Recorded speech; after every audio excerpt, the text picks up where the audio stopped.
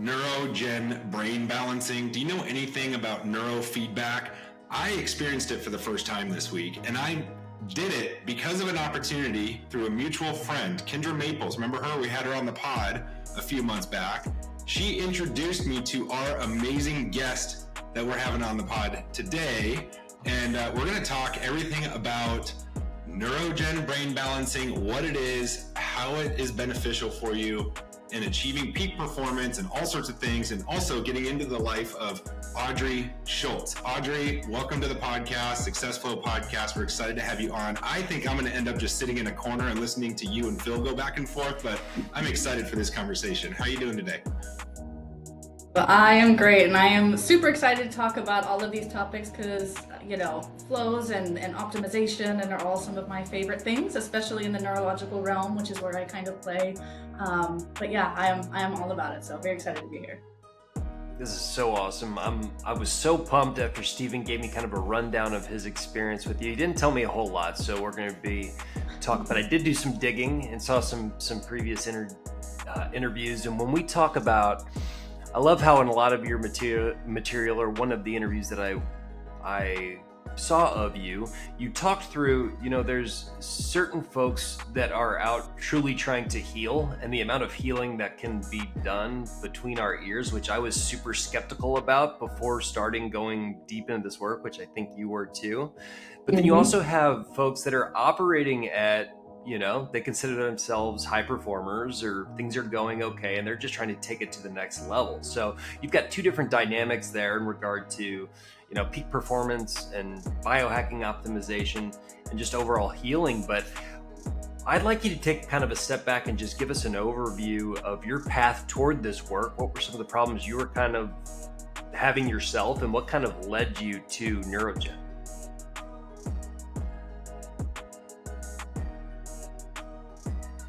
Yeah, no, it's a fun story that dates back pretty far. So I had a very unique childhood and kind of formative years. I actually grew up in Central America. So I grew up in Honduras, which is super cool. My family moved down there when I was in the 6th grade, and I was there through age 18, which was super cool. But I was and still am, a very adventurous person. And as a kid, and I was horribly uncoordinated. And that combination, not awesome. So I actually started having pretty severe head trauma at a very young age. And I didn't think anything of it. We're climbing trees and waterfalls, and that's what we do, and climbing mountains. And when you're out in the jungle, that's just kind of what you do. And I'd had Honduras is really jungly, right? Like it's very lush and dense jungle type environment. It's a pine rainforest. Okay. So when you think rainforest, you don't think pine trees. But it is. So it's a very unique, yeah, which is super fun. So I loved the time there. It was awesome. Everything my family kind of got to do, which we can get more into later. But kind of where I'm going with this is a lot of head trauma, like over a dozen concussions, before the age of 18. And so, yeah, a little bit there, which I just thought, normal rough and tumble kids, that's just kind of what happens. So I had migraines, but a lot of people have those. I just thought it is what it is. When I hit 19, I remember I was driving home with a friend, and the friend was following me in their car, and I was driving on the road, and all of a sudden, I was here in Phoenix, all of a sudden I couldn't see. So I started to go blind, and I went numb in my face, and I thought I was going to swallow my tongue. I was getting drooping along my face. I was losing feeling in hands and fingers. I was like, oh my gosh, I pulled over. I get out of the car and I sit on the curb, and I'm like, what is happening? I'm healthy, I'm active, I'm 19. I'm like, what is this? So I'm Googling symptoms, and I'm like, I think I'm having a stroke. Oh my gosh. So it's I don't know. That's what these symptoms look like. So I go to the ER, and I'm like, so I think I'm having a stroke. And the doctors are like, you're fine. Your vitals are fine. Everything's fine. But cool. I don't think I'm fine. So anyway, over the next few months, I end up at a neurologist, and they tell me, oh, this is migraines for you. This is normal. Okay. Right. I'm like, this is normal? Other people have this? And so they were kind of like, grin and bear it, or here's some meds. And I'm like, I don't really know what these meds do, so I'm just going to grin and bear it. So for about 10 years, that would happen for me it'd be every couple of months, and then it was every couple of weeks. And then it was 3 times a week. And so, as I kind of mentioned to you guys earlier before we started, I have a background in film. So before I started doing this, that's what I did for 8 years. I was senior producer at a large studio here. I got to grow it. I loved it. I was passionate about my job. I loved the people. But when you're having episodes like that 3 times a week, it gets in the way. And so I was having to like hire another person on set. So when I was just incapacitated, I could go and someone else could step in, and not awesome. But otherwise, I was kind of like you mentioned, I was high functioning, high performing. I mean, 80, 90 hour weeks were not unusual. I loved it. I'm focused, I'm productive. So I didn't really think there was much wrong. I'm active, I eat well. You know, again, like you said, there's not much we seem to be able to do from the neck up, but we all know how to take care of our bodies from the neck down. Whether we do it or not, we know diet, exercise, a lot of these things. And so that was where I was at. And this was 2 years ago almost now.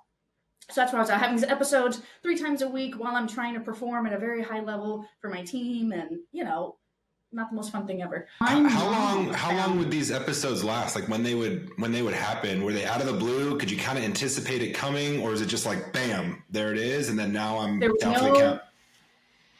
Yep, there was no trigger.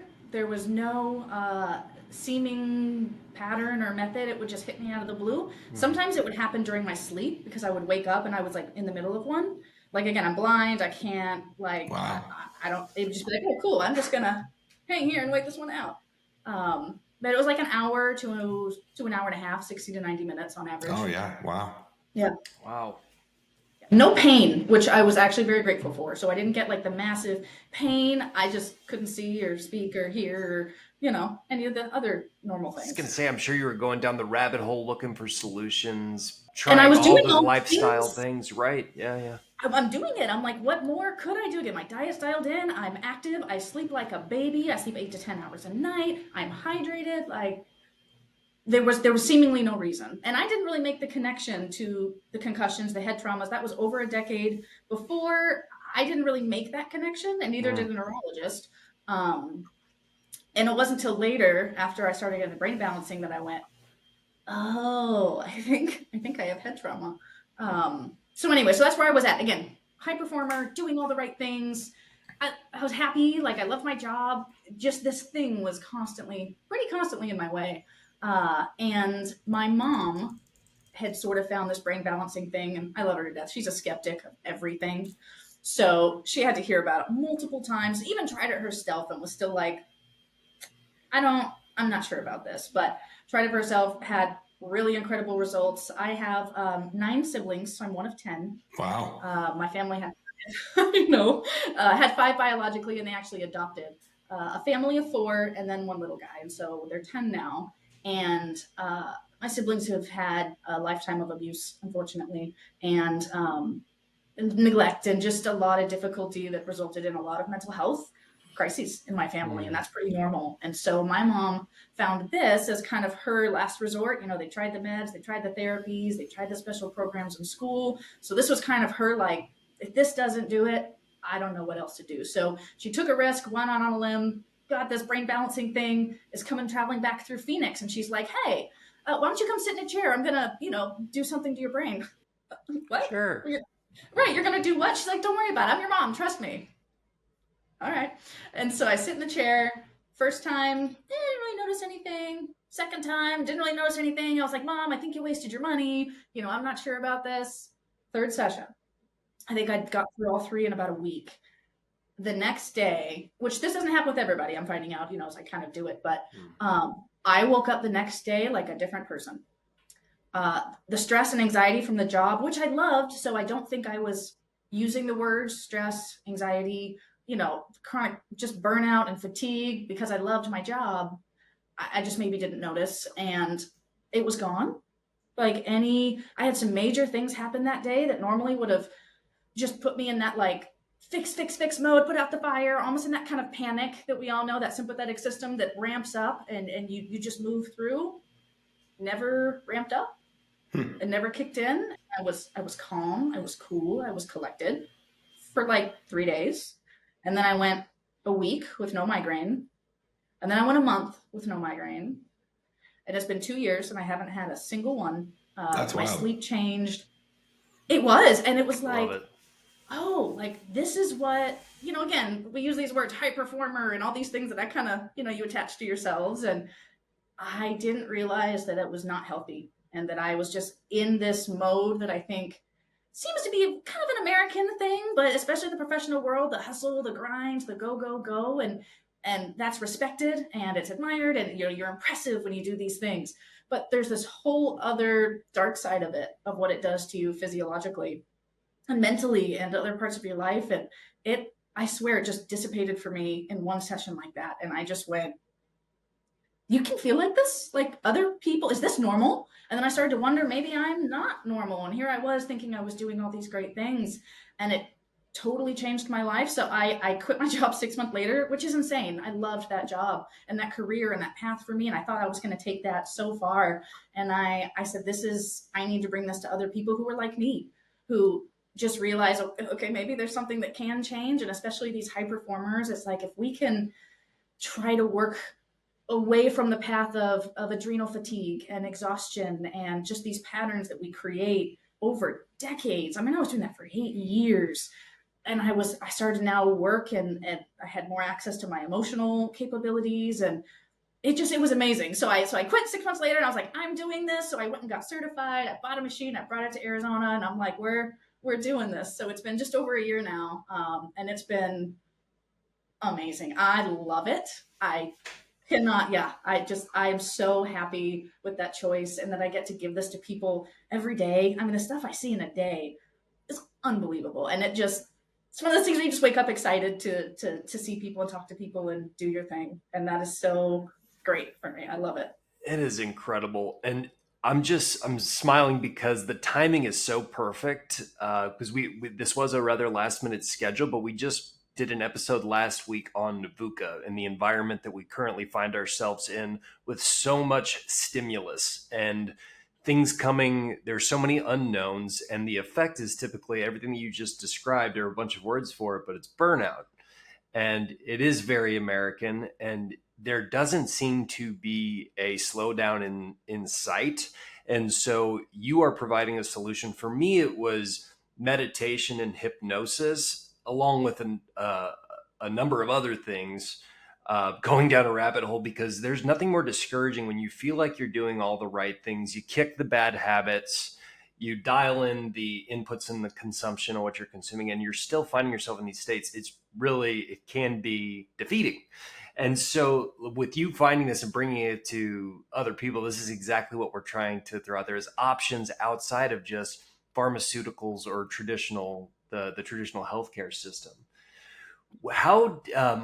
So your mother was the introduction. What did it look like as you were kind of evaluating getting involved with the business? You want to start spreading this to others. How did that process go? And what was your kind of plan as you started building this and knowing that you wanted to spread the word? It was terrifying.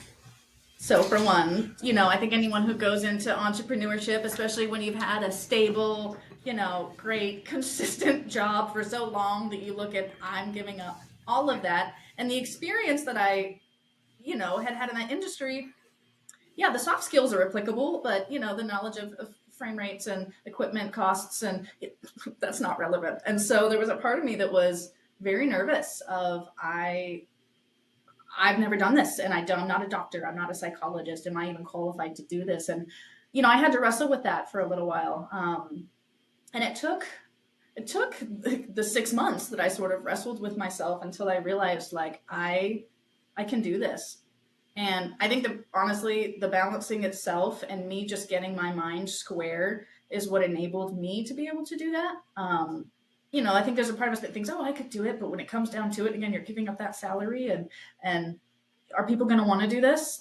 So I struggled with a little bit of that self-doubt and I don't know how to explain it other than it just clicked one day where I was like, you know what, you can do this and you have to do this. And because it scares you, you must. And so that was kind of that moment. And then business plan, I had written business plans for other people and I had run other people's businesses.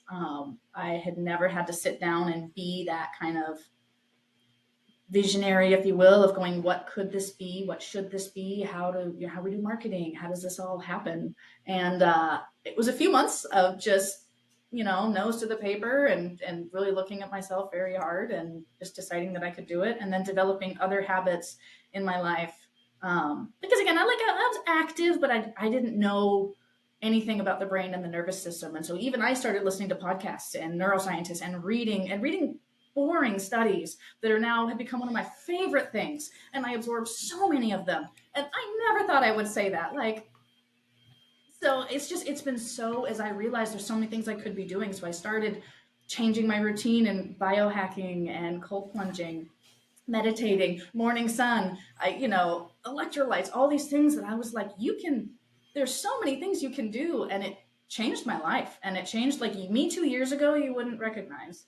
You wouldn't, even 3-4 years ago, that just in the last 2 years, I've started implementing these optimizing processes. It's opened my mind up to this whole world. And I want to share it with everybody. And I'm one of those obnoxious people that I'm like, do you take electrolytes? Do you take probiotics? How's your vitamin D intake? Do you want a cold plunge? And I'm like, who am I? But I get clients to do it, and we do it together a lot. And we while this is one tool, you spend your life accumulating tools in a toolbox, and all of those are tools in your toolbox. And so to get to not just, neurologically make changes for people, but to set them on the path and introduce them to things and share it.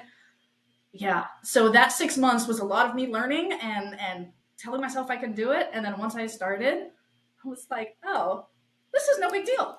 Yeah, parts of it are tough, but I don't know why I played it up so much in my head, and it's been a blast ever since, and I wouldn't go back. Yeah, isn't it wild? You dip your toe into entrepreneurship and you have this little bit of imposter syndrome, like you said, can I do this? Am I qualified to do this? And there's a line that Ed Milet said, that you are more qualified to help the people who have gone through or are going through what you've gone through. So you've had that trauma, you've had that experience, and now you're going to help other people. So you're more qualified than anyone who is certified that hasn't gone through what you've gone through. And so that it kind of takes that imposter syndrome out of the picture. But those golden handcuffs of the W-2 and the salary, and it's scary, right? And business is scary. But once you get in and you just focus on the purpose of why you're doing what you're doing, everything else will start to kind of filter into place, and you just got to learn as you go. But speaking from neurofeedback and kind of because I was going in, I had my first session with you this week, right? I understand where Phil's coming from with the meditation and hypnosis, and I've been in my own personal journey for the last 18 months of which is crazy, by the way, when you start getting into that and those daily habits and how it compounds over time. Hey, I'm going to meditate this morning. It's only going to be a couple minutes, but then it's 5, and then it's 10, and you just come, and then now I'm going to the gym, and then now I'm doing this, and I'm just focused on health and well-being, and the mental clarity you have and the drive and the motivation just keeps you going, right? But I come in, I meet you, and I was like, man, I don't know. I told my wife, I go, I'm either going to come back like a superhuman or a vegetable. That's literally the opposite sides I feel like is going to happen.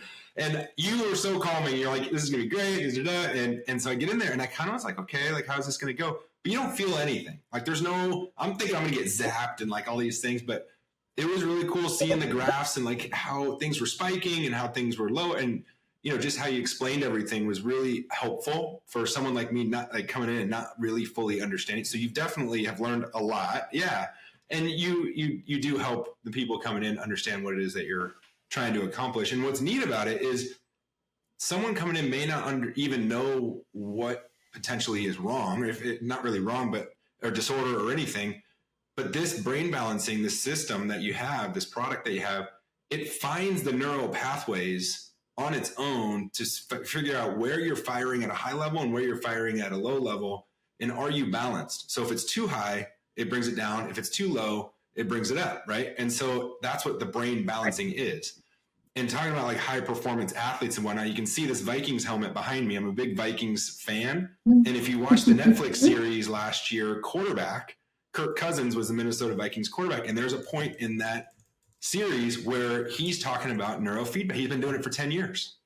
And it's something that he's been doing to help with his balancing, because you train everything down here below the neck, but you don't train up here. And it's that extra edge. And when you have an open mind to thinking about the extra edge and the advantages that you can get to dominate in whatever area or industry you're in, this is one of those things that I think can be tapped into.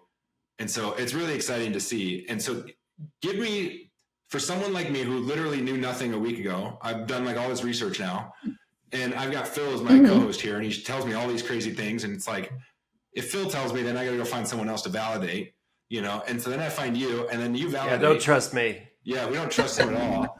But no, it's just like, anybody who's coming in doesn't understand. So you're trying to learn and trying to figure it all out and whatnot. But neurofeedback in a nutshell, how does that, let's say not even migraines, but let's say you have anxiety or you have depression, or let's say you're firing on all cylinders, but you don't know how to calm down. Like, what does that actually look like? And how does that really help someone go along in their business and their life? I can explain a little bit about how the tech works and why, like you said, you don't even need to know what's wrong. It's, we'll talk about what you experience, and as we see that change, but the system does its thing, which is what's so beautiful about it. So the way that I sort of describe this is it is a two-pronged approach to the brain and the nervous system. And so the first half of the therapy, as Stephen kind of mentioned, you can see it on the screen, you can kind of watch as things are happening. It's reading most well, I'll do this and then I'll explain kind of how it's a little bit different, but it's reading all of your waves from your low, your delta, all the way up to your high beta, low gamma brain waves simultaneously. That's a very unique thing. Not all systems do that. So it looks at everything in the moment. It has 5 wires, and again, you don't feel anything. So I just scrub a little bit and just place it on. It's not invasive, it's not pokey, there's no shocking, but it goes on the head. It reads your full simultaneous, full spectrum of brain waves and sees, ooh, this is a little off, or determines your dominant frequency and kind of goes, ooh, this is where we need to work. So it does actually send in microcurrent electricity through these pathways. Now, again, that's where people am I going to get shocked? Am I going to get zapped? It is 2.5 picowatts. 1 picowatt is 1 trillionth of an amp. It is so small. I mean, putting your phone up to your head is many, many, many, many, many times exponentially more power than goes through these wires. And that's why it works so well and why you don't feel it. But it's pushing current through these tiny, hair fine neural pathways. And your brain receives this signal. So it's getting your brain waves. It's going, okay, we're going to offset it a little bit. So your brain gets this new wave and this new kind of a synaptic level it wants you to fire at, and it temporarily adjusts to this new frequency.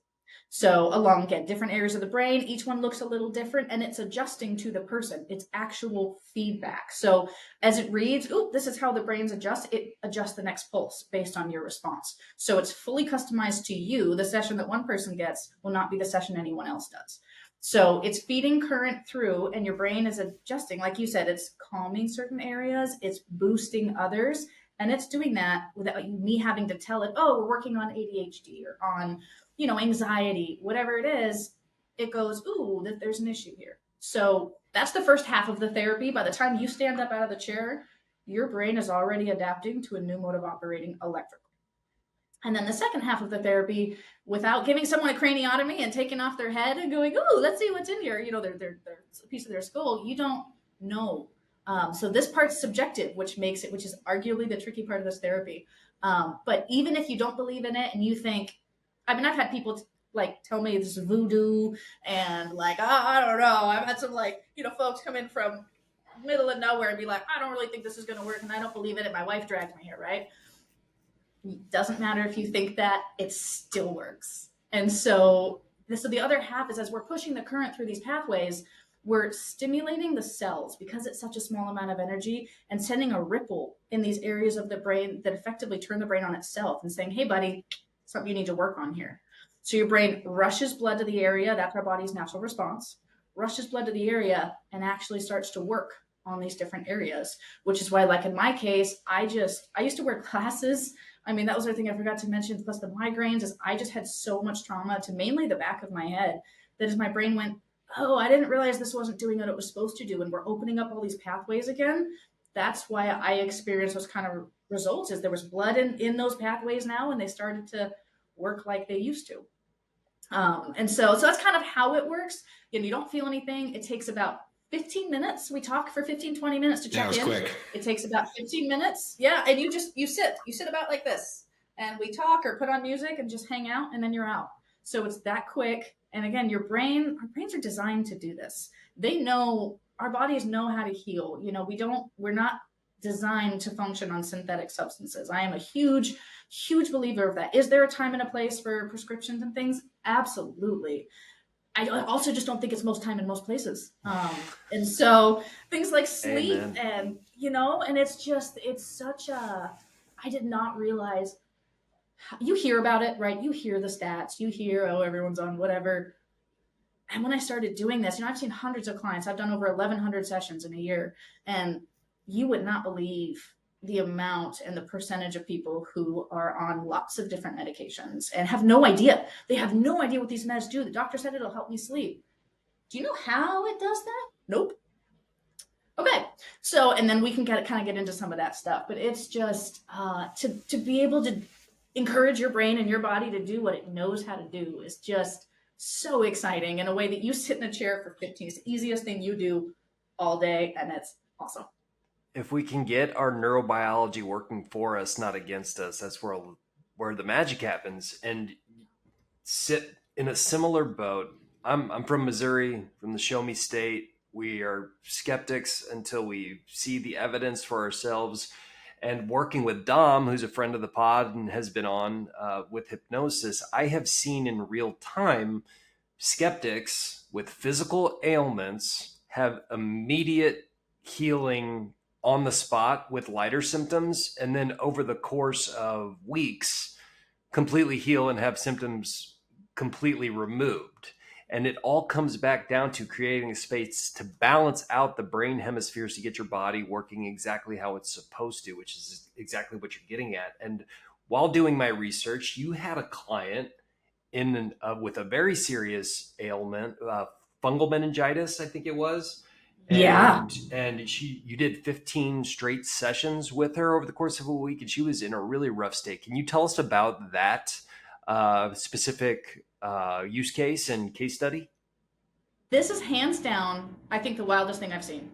And I've seen a lot of things. Like you said, a lot of the folks are these optimizers running at a 7, 8, 9, 10. The other half of my clients are operating at like a level 2. Their bodies and brains have all but shut down. So I see a lot. This was hands down the wildest case. So I get a call from a guy that was referred from a different client of mine and goes, I was told I need to call you. They've been told me a bunch. You know, my wife's in a pretty rough spot. I'm like, okay, well, what does that mean? He goes, well, a lot. I'm like, oh, okay. You know, again, I'm not a doctor, not a psychiatrist, not a, neurologist. So I'm like, all right, well, tell me just a little bit if you're comfortable. And so kind of mentions she's had fungal meningitis. We got over some cancer. There's been a number of things, but the last year and a half, she's not walking. She stopped eating. She's not lucid. She doesn't know where she is. She doesn't know who I am sometimes. This has been the last year and a half for us. So he starts telling me all these things she's been through. And I'm like, I'll be honest with you. That's a lot. Like, that's a lot that's happened. And I'm not afraid to say, I don't know. I was like, I'd love to say, yes, I think this can help her, but there's a lot going on. But if you're willing to try it, so am I. And he said, let's do it. And so, of all the therapy options, this one is one of the more affordable options. So gave him a deal. I'm like, just give me 10 sessions. I will go every day to your house for 10 days. And I don't always do mobile visits, but I was like, he was so nice. And so I said, all right, 10 days, give me 10 days. I'll come every day and I'll just meet her today and let's see. And so I get over there and, the room's kind of dark. I go in a side door and go in and there she is. And she's kind of in a fetal position. Very, very thin. I mean, her, quads are probably about the size of my forearms, kind of thin. So very frail.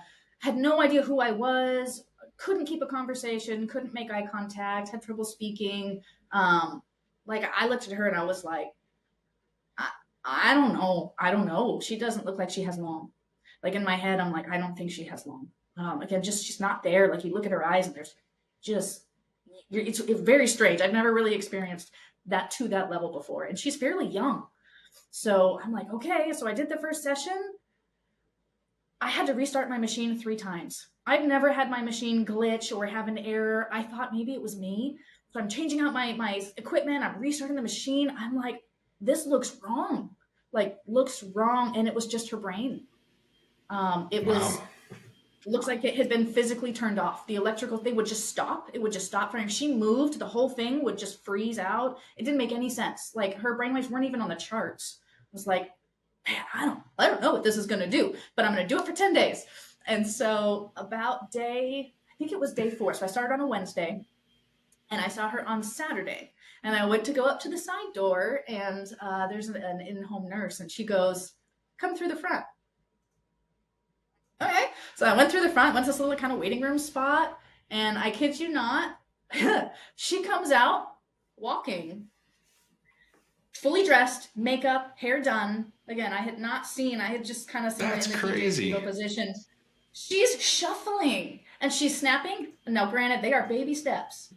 She comes out, she sticks her hands out, like, nice to meet you.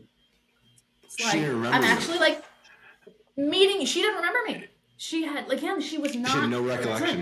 And I had never, like, it gives me goosebumps. Like, she sticks her, and I was like, oh my gosh, like, you're a different person. She goes, yep. She sits down. She goes, okay, I'm ready. Wow. And so I saw her 10 more times or 11 more times after that. I think we had a total of 15, and different person. She's back. She's like, I'm going to re-enroll myself. I was in law school before, so you bet your ass I'm re-enrolling myself. She's like, I'm good. I went shopping today. I hung out with my kids. I was like, she's eating again. Turned her around, because it just changed her life. Her brain. And I think all the medications and the sickness and everything that happened, I kind of equate to like shocking a pool. I think her brain and her system, that's the only thing I could come up with. Again, not a doctor, but I think everything had been so shocked, it just shut down. So it was almost just like, it felt like we plugged her brain back in. And then I was like, here she is. But to see someone whose eyes, like I said, it's a hard thing to describe, looking at somebody and being like, I don't think you're there, to all of a sudden the life and the consciousness and the person underneath, you see it. And anyway, it was the coolest. I didn't know. I went in like, this may or may not help. Like, again, I don't think she has long. I was like, I think this may be it.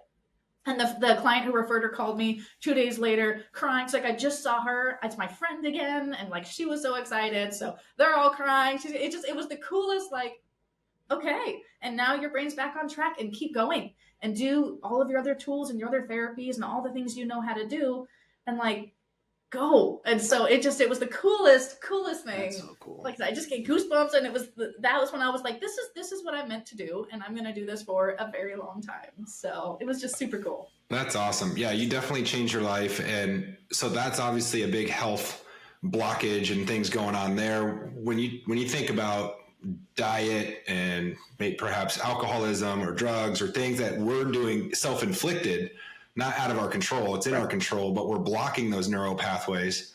We're losing that clarity. We're having the brain fog. Do you see that this helps change addiction as well? So I've treated a good range of different kinds of addiction. And the way that I like to think of addiction is it's a pattern that gets developed in your brain. And whether that pattern comes from sugar, from picking up that phone and getting that little, whether it is alcohol, fentanyl, porn, whatever it is to the brain, it's the same pattern. And I think that is such a great thing to kind of think of and understand, because you think, oh, well, it's a drug, it's different than this. It's not. So there are certain areas of the brain where a lot of those patterns tend to live, that dopaminergic system, that reward system. There are these networks where, you can kind of see it and find it. And so I've seen people go off of fentanyl in 14 days. And I don't make guarantees, everybody's different, but when someone's on the path to improvement and to sobriety, you can't ever change someone. But if someone knows and wants to be able to move on, I've seen it push people right along through that path. Again, I think nicotine, marijuana, alcohol, sugar, even unintentionally, they came for anxiety and wanted to kind of see that. And they're like, a lot of times anxiety is formed from the effects of those, right? Like, you don't realize where your anxiety is coming from. So they're coming to see you for anxiety, and then all of a sudden, it just triggers other thoughts, and you're like, oh, shoot, maybe this is the real reason, whatever. So that's awesome. Yeah. That's cool. So I've seen it do great things. I've also seen it for folks who weren't on that path to improvement and didn't want to. Nothing trumps your lifestyle. And I say that so often, as I'm doing it. And this is one tool. This is not an end all be all. This is not going to be like, for some people, like for me, it was that final thing, but it was also the plunging and the meditation and the, it's a lot of different things. And so I've also seen people who like, came in, did their balancing, and then went home and like did a line of Coke. And I was like, oh, at least you're honest with me about it. But until you're ready to maybe not do that, I'm not sure how much this is going to help you. Right. And so I'm not afraid to be honest. And if I think someone's not a good candidate, or they come in and say, I haven't had water in 2 days and I haven't eaten today and it's 7 p.m., I'm probably not going to do this for you, because your body and your mind are not in a place where this is going to help. So I've definitely turned down clients. I don't think anyone is a lost case. I don't ever think that someone is worth giving up on. I think there's always a way forward. But, they have to want it. So I have seen it do amazing things with addiction. And again, I've also seen it not do what I would love to see it do for them, because it's just, they're not on that path. It's these neural networks and these pathways and these patterns that are created over years that forms this addiction. And when you can rewire that, it's a whole new ballgame. Speaking of that, the kind of holistic lifestyle things that frame up an environment to make this more effective, coming from and being so accustomed to South America or Central America, we know that I have done a deep dive. I'm actually heading there next week, down to Peru, but the lifestyle and just their operating system is completely different there from a holistic standpoint. There are some technologies in the rainforest that are being used for similar things, right? To heal using the mind and the emotional connection. You talked a little bit about the adoption of your family. Oftentimes we inherit genetics, yes, but we can inherit trauma from our DNA. And as you're finding these solutions, the different walks of life that are coming in, did your time in Central America and being familiar down there impact a lot of your holistic decisions as well? Or can you tell us about any ties or connection to that? Because it's a unique upbringing and kind of bringing two worlds together. I'm just curious about that. Yeah, that's a good question. I don't think I've thought about it that way. I was so young when I went down that was just kind of what life was. And we were up in a very rural mountaintop village, away from the city, and so didn't have access to a lot of the, movie theaters, and internet was spotty, electricity was spotty, kind of things like that. I guess you just assimilate into it and you don't really think about it. Coming back was an experience. I came back at 18. So it was like I had been here maybe a week or two every couple of years at most. That it almost felt like two different lives. I don't think much of, obviously I speak Spanish. There's a lot of cultural things. There's things I'm very comfortable with, certain greetings, certain things that kind of carry through, but it almost feels more like I was kind of cut off from that when I came here. It's so different that I don't think a lot of my habits, even diet, like fast food's not really a thing and wasn't for me. And all of a sudden I have access to it. So rather than stick with the garden eating and, the things that every meal was made from scratch, made at home. I used to bake, I used to cook. It's funny enough, a lot of that didn't carry over because all of a sudden there's Panda Express and there's McDonald's there's all these things that it is. And it's the convenience. And so to come at 18 and doing all of those other things, it wasn't a spoken thing. It wasn't like, this is why we do the things we do. It just kind of felt like, oh, this is just necessity. This is just how we get our food. That there's actually not a lot of that carried over for me. That I had to go back to when I started sort of that health journey. And I realized, being away from the city, I didn't grow up with Wi-Fi and any of the EMF exposure and no processed foods. And so, I think I was very fortunate to have spent those formative years away from all of that, but I've had to get back to that now. And now that you say that, that's true. I think there's a lot of things that I'm back into baking and cooking, but the way I used to, very, very different, but it almost felt like a hard cut when we moved. We moved from there to here, culturally and habitually. Okay. It's interesting that you asked that. So you would think there would be, but. Yeah, earlier you had mentioned that you had a background in film. And so I find this interesting. We hear this a lot from various guests and just people we talk to, how, first of all, no one actually ends up doing what they go to school for. And second of all, people end up transitioning at some point in their life. Like they've got a whole foundation of what they do, and then they transition to something else. And so I have this thing where it's passion to purpose, and that is what really brings the most fulfillment. And a lot of times we do things because we think we love it, or maybe we do love it, but it's a way to make money, right? To earn a living. And then as you grow older, you start to figure out, like, what are the things that I love to do, my passions, the things I really enjoy, the things that mean the most to me? How can I transition that into purpose, which is taking those things and making an impact on others? So when you're talking about film and your creative outlet and the fun things that you did there and all the things that you learned, then you pivot from personal experiences and what you've gone through with brain balancing and neurofeedback, and now pivoting to owning your own business and helping others. That's passion to purpose. But you had to transition from one entertainment industry to health and wellness industry. So what did you take from film and the creativity, which, by the way, when I was in middle school, I thought I wanted to be a movie director. I made Scream 3 before Scream 3 ever came out. I think when I was like 13, I still have the CD or the DVD. It's really funny. I hope that exists somewhere. It does. Actually, I have it in my drawer somewhere, still here. And it's... There needs to be a link to that at some point. It says right here, Scream 3. I love it. Like years ago, and I saved it close by because I didn't want to ever lose it. I was probably 14 years old or 13 years old. It was with the camera. They fold out, and you're filming like this. And anyway, enough about me. But I just wanted to know, what was that transition like, and what did you learn from the film industry, being a producer and all the things you were doing there, working with others in a creative outlet, to now health and wellness? And how does that translate? How are you able to translate the passion to purpose in what you're doing now? Yeah, absolutely. So, funny enough, I never thought I'd be in film. I went to GCU for business management. I actually didn't end up finishing. But I thought I'd be in business, and I did that. I did business operations and management and helped a bunch of small businesses. I had a heart for small businesses, and film was not on my radar. I'm one of those, I'm not a creative person, right? I think we hear people say that all the time. Turns out I was just a little different. And so I started there, and I didn't expect it to turn into anything. I was kind of just doing the office admin, office management, filing, that sort of thing. And I saw them doing projects, and I was like, if you just rearrange the schedule a little bit, this could be way more efficient. Like, oh, it's like, well, what if you added this? And they're like, oh, because it was very small at the time. And so I kind of just stepped into this producing role using the skill set that I already had, not thinking I was a creative person. Turns out my creative skills were just problem solving and efficiency and numbers and budgets. And I love people. And I think that was the biggest thing that I learned in film is I love people. And I like difficult people. And so, I dealt with very difficult clients. And I don't know if you've ever had to deal with like dozens of artists at once. It's like herding cats. It is full cat herding.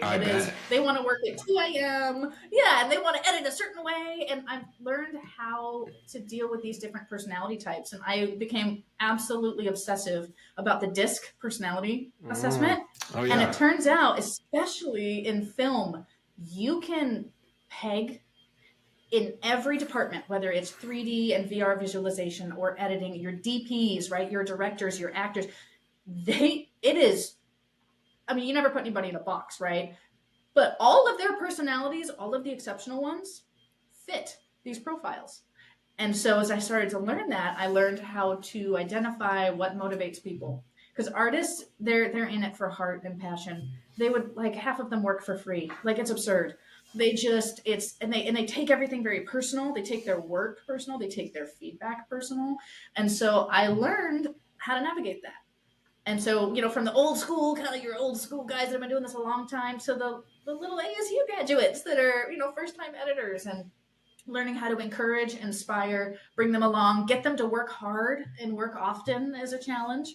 I think we all hear that with younger generations, which I guess I am one, so it feels a little hypocritical for me to say that. But, you hear that as they're coming in the workforce, you're like, how do we get them to 40, 50 hours a week consistently? And so I learned how to do that. And I just found a passion for people. So while I loved film, I loved producing, I think that was where I found that passion was not even for film. It was for these amazing, incredible, talented, wild, crazy people. And then to step into this, which feels, like you said, more like purpose, the way I experienced it. And as I step into this journey to get to share that, I think I found that, again, there's two types of people, and I love both. There's these optimizers and people who are just struggling to do the basics, struggling to get dressed in the morning, struggling. And that passion for me for people is what carried over. And I learned how to incentivize and motivate and kind of, okay, this client that's sitting here, here's their personality type. Here's what I think matters to them. Because I got to see it on these crazy levels. Again, you're talking big directors and actors. They have these, like, there's just things going on inside that you do not see often in the corporate realm and these other companies, and where everyone's kind of more business and in finance. It's just, they are this wild breed of artists that I find is very common, and there's a lot of crossover with a lot of my clients now. And so I just love people. And I feel like that sounds kind of stupid, but I do. And so to be able to bring that over and have that soft skill of just communication and encouragement, and, you know, be able to inspire them to, you would not believe the amount of people that cold plunge that are like, you know, again, struggle to put their shoes on. And now they're like jumping in cold plunges and doing things like to get people on that journey is just lights me up. And so that's that kind of purpose, passion combining that I get to do both. So many parallels, and couldn't agree with you more, and also on the same page with you, and the vision of a world where mental health challenges aren't dictating people's life experience. And that's really mine as well. It's like, how can we help people find peace? And if it's peace just, you know, with a very simple life, defining success for yourself, that's great. And if you want to change the world, having the peace of mind on that mission, not making it as much of a battle and war internally as you're going about this. What is your definition of success? This is our flagship question as we end the SuccessFlow podcast episodes. Is what is your definition of success in Audrey's words? Professionally or personally? I guess those could be kind of two different things. It's your definition of success. For me, on my path, what my vision, my mission, and what I am absolutely determined to see happen is that when it comes to mental health, there's always a better first option. And whether, I think brain balancing, to me, to see it on every corner. And when you feel a little off, go get a tune-up and see how you feel, to change the rates of medication and this prescription, this rough cycle that 75% of the people that I see, sometimes higher, are in. To see that break would be success to me. To see people have another option, it's affordable, it's attainable, and they can just break this cycle. That to me is what I will not stop until there is a neurogen on every corner and these other options. Like, that has to happen. We can't afford for it not to. So for me, that's to be able to provide that would be success. Wonderful answer. Well, you have a new customer right here coming in ASAP as soon as I get back from Peru. And thank you so much for joining us today, Stephen. Unbelievable intro here. What a perfect fit for the podcast. Like, subscribe. Any last thoughts, Stephen?